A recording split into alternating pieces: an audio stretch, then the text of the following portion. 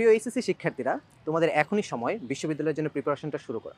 কারণ আমাদের টেস্ট পরীক্ষা অলরেডি শেষ, আর 3 মাস সময় আমাদের হাতে আছে এইচএসসি পরীক্ষার জন্য। আর পরবর্তী আরও 3 মাস সময় যদি আমরা বিবেচনা করি, যেটা আমাদের ভর্তি প্রস্তুতির জন্য আছে, এই 6 মাস সময় হাতে নিয়ে আমি যদি আমার বিশ্ববিদ্যালয়ে ভর্তি প্রস্তুতিটা শুরু করি, তাহলে দেখা যাবে এই 6 মাস আমার প্রস্তুতিটা অন্যদের চেয়ে অনেকটা গোছানো হয়ে যাবে।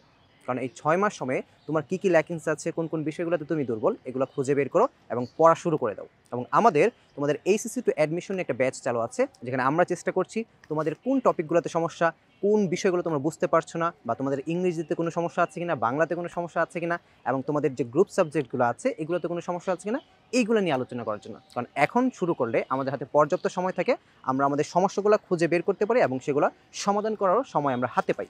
অনেক স্টুডেন্ট আমাদের সাথে যোগাযোগ করে যে ভাইয়া, আমি তো এইচএসসি পরীক্ষার পরবর্তীতে যে 4 মাস বা 3 মাস সময় হাতে থাকে তখন প্রিপারেশন নিয়েছিলাম, কিন্তু আমি কোনো বিশ্ববিদ্যালয়ে চান্স পাইনি। তো এরকম কেন হলো? ও কিন্তু পড়াশোনা করে, প্রিপারেশন নেয় এবং গোছানো একটা প্রস্তুতি নেওয়ার চেষ্টা করে, কিন্তু দেখা যায় অনেক সময় সাপেক্ষের জন্য তার এই প্রস্তুতিটা গোছানো হয় না। এবং আমাদের স্টুডেন্টদের অনেকের মাঝেই একটা ভুল ধারণা থাকে যে আমি 4 মাস সময়ে খুব ভালোভাবে একটা প্রিপারেশন নিতে পারবো এবং আমার প্রস্তুতিটা গোছাতে পারবো। অনেক সময় সব স্টুডেন্টের ক্ষেত্রে এটা হয়ে ওঠে না। এবং আমরা যেটা তোমাদেরকে পরামর্শ দিব, তোমরা পড়াশোনার পাশাপাশি নিয়মিত রিভিশন দিবা। পূর্ববর্তী সময়ে যে বিষয়গুলো তোমরা পড়েছো, এই বিষয়গুলো রিভিশনে রাখবা এবং প্রতিটা পরীক্ষার আগে তোমরা মক টেস্ট দেওয়ার চেষ্টা করবা, যেগুলো তোমার পড়াশোনাকে আর ডেভেলপ করে তুলবে।